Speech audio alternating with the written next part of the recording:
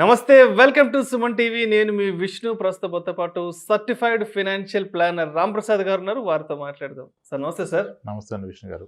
Sir చాలా మంది చెప్తున్నారు ఈ మధ్య కాలంలో మ్యూచువల్ ఫండ్ పోర్ట్ఫోలియోస్ కూడా మైనస్‌లోకి వెళ్తున్నాయంట. మరీ ప్రత్యేకించి లాస్ట్ 3, 4 మంత్స్‌లో 10% పైగా మ్యూచువల్ ఫండ్ ఇన్వెస్ట్‌మెంట్స్ పడిపోయాయంట. మరి ఇది ఇలానే కొనసాగితే రాబోయే రోజుల్లో మ్యూచువల్ ఫండ్ ఇన్వెస్ట్‌మెంట్స్ జీరో అయ్యే అవకాశం ఉందంటారా? సార్, మ్యూచువల్ ఫండ్స్‌లో ఇన్వెస్ట్‌మెంట్ జీరో అవుతదా? ఇది క్వెషన్ మీరు అడిగింది. ఓకే. థియరిటికల్లీ జీరో అవ్వాలి. అయ్యే అవకాశం ఉండాలి థియరిటికల్లీ. అసలు మ్యూచువల్ ఫండ్ అంటే ఏంటి? Investing across multiple stocks. అంటే మనం వాడుతుంది ఈక్విటీ మ్యూచువల్ ఫండ్. ఓకే. అంటే ఇంచుమించుగా యావరేజ్గా ప్రతి మ్యూచువల్ ఫండ్ 50 నుంచి 80 స్టాక్స్ మధ్యలో ఇన్వెస్ట్ చేస్తుంది. బారింగ్ ఫోకస్డ్ ఫండ్స్ థీమాటిక్ కాకపోతే regular diversified equity mutual funds కనీసం 45 స్టాక్స్ నుంచి 85 స్టాక్ల మధ్యలో ఇన్వెస్ట్ చేస్తారు. మ్యూచువల్ ఫండ్ జీరో కావాలంటే ఏం జరగాలి?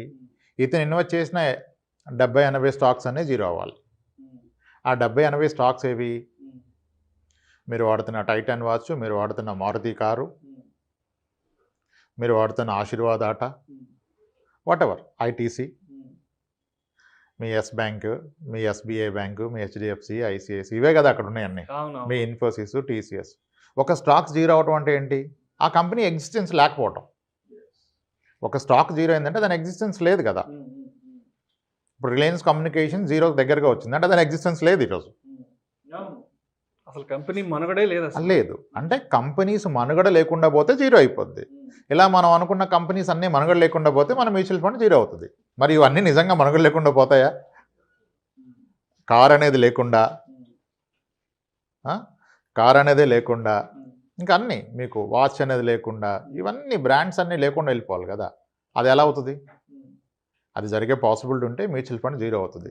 అయితే ఇక్కడ క్లియర్గా అర్థం చేసుకున్న విషయం ఏంటంటే ఒక స్టాక్ కెన్ బికమ్ జీరో. ఒక స్టాక్ జీరో అవ్వచ్చు. ఇప్పుడు డిహెచ్ఎఫ్ఎల్ జీరో అయింది, రిలయన్స్ కమ్యూనికేషన్ జీరోకి దగ్గరగా ఉంది. ఓకే. ఒక స్టాక్ 10 years లోకి వెళ్ళిపోవచ్చు. 10 years తర్వాత ఒకప్పుడు ఉన్న దానికన్నా లోకి వెళ్ళచ్చు. టాటా మోటార్స్ కూడా ఒకసారి వెళ్ళింది. కానీ ఒక మ్యూచువల్ ఫండ్ 10 years లోకి వెళ్ళదు. ఒక మ్యూచువల్ ఫండ్ జీరో అవ్వదు. ఎందుకంటే మ్యూచువల్ ఫండ్ అనేది కాంబినేషన్ ఆఫ్ 50-60 స్టాక్స్. ఇది ఒక స్టాక్ అయితే జీరో అవుద్ది.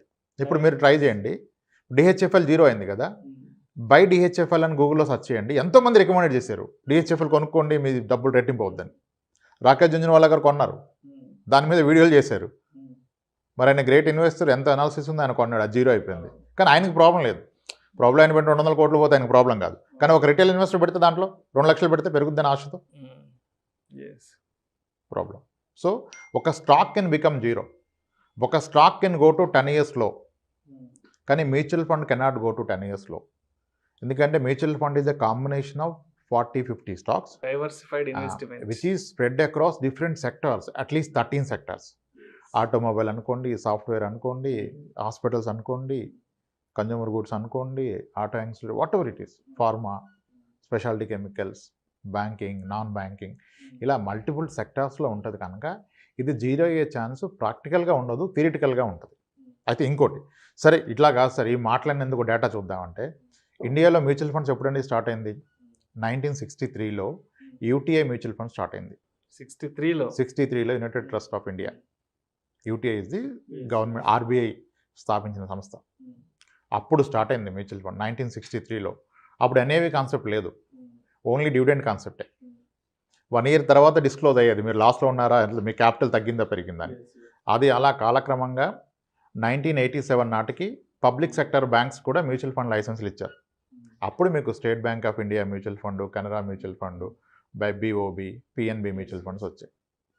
దాని తర్వాత కొంతకాలం గడిచాక అంత సక్రమంగా నడుస్తుందని చెప్పేసి అప్పుడు మీకు ప్రైవేట్ ప్లేయర్స్ని కూడా మ్యూచువల్ ఫండ్లోకి అలౌ చేశారు. దాంతో మనకి ఇంకా అన్నీ వచ్చాయి. Tata mutual fund, Motilal mutual fund అన్నీ వచ్చేసాయి. ఈ కాలక్రమంలో 1963 నుంచి ఈ రోజు వరకు జరిగిన కంప్లీట్ హిస్టరీ చూస్తే జీరో అయిన మ్యూచువల్ ఫండ్ లేదు, ఉండే అవకాశం కూడా లేదు. కానీ అదే మీరు స్టాక్స్లో జీరో అయినాయి. కోకోలలు ఒకప్పుడు టాప్ మోస్ట్ స్టాక్స్ జీరో అయిపోయినాయి. సో కాబట్టి మ్యూచువల్ ఫండ్ని మీరు పూర్తిగా నమ్ముకోవచ్చు, జీరో అయ్యే అవకాశం లేదు. గోల్డ్ జీరో అవుతుందా? గోల్డ్ ప్రైస్ జీరో అవుతుందా, బంగారం జీరో అవుతుందా వాల్యూ? అవదు కదా. అలానే మ్యూచువల్ ఫండ్ కూడా జీరో అవ్వదు.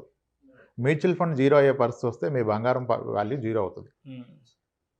దానికి దీనికి లింక్ ఏంటి అంటే, ఇప్పుడు నేను ఒక ఎగ్జాంపుల్ చెప్తాను. 2012 మే 17th రోజు కనుక మీరు చూసినట్లయితే gold price 3000 rupees 2012 per gram. మీరు గూగుల్ చేస్తే ఈరోజు అరౌండ్ 10 years బ్యాక్ 3000 రూపీస్. మరి అదే గోల్డ్ ప్రైస్ మళ్ళీ 2016లో చూస్తే అదే 3000 కన్నా బిలో ఉంది, 2600కి వెళ్ళిపోయింది. 2017 కల్లా 3000కి వచ్చింది. అంటే 2012లో బంగారం కొన్న వ్యక్తి 2016 వరకు కూడా అతనికి లాభాలు లేవు. అమ్మితే అమ్మకుండా ఉంటే నష్టాలు కూడా లేవు. నిజానికి అమ్మితే లాభాలు లేవు. కానీ 2007లో 3000కి వచ్చింది, 2017లో 3000కి వచ్చింది. అక్కడ నుంచి ర్యాలీ నడిచింది, ఇప్పుడు 5200కి వచ్చింది. అంటే బంగారం కొన్న వ్యక్తి 4 ఏళ్ల పాటు పేషెన్స్గా వెయిట్ చేశాడుగా జీరో రిటర్న్లో. అదే పేషెన్స్ కనుక మీరు మ్యూచువల్ ఫండ్కి చూపిస్తే మ్యూచువల్ ఫండ్స్లో మీరు డబ్బు కోల్పోయే అవకాశమే ఉండదు. ఇక్కడ నేను ప్రాక్టికల్గా అబ్జర్వ్ చేసింది ఏంటంటే, చాలామంది 10 ఏళ్ల క్రితమే మ్యూచువల్ ఫండ్లో ఇన్వెస్ట్మెంట్ స్టార్ట్ చేశారు. అయినప్పటికీ ఈ రోజుకి వెల్త్ క్రియేట్ అవ్వాల. ఎందుకు అవ్వలేదంటే, ఎస్ మ్యూచువల్ ఫండ్ రిటర్న్ ఇచ్చింది కానీ ఇన్వెస్టర్ రిటర్న్ తీసుకోలేదు. ఇన్వెస్టర్ తీసుకోకపోవడం ఏంటండి మ్యూచువల్ ఫండ్ ఇస్తే అంటే, ఇప్పుడు ఒక వ్యక్తి ఎగ్జాంపుల్ అనుకోండి, మ్యూచువల్ ఫండ్లో నెలకు 10,000 పెడుతున్నాడు, 2007 నుంచి పెడుతున్నాడు, 2007 నుంచి 10,000 పెడుతున్నాడు.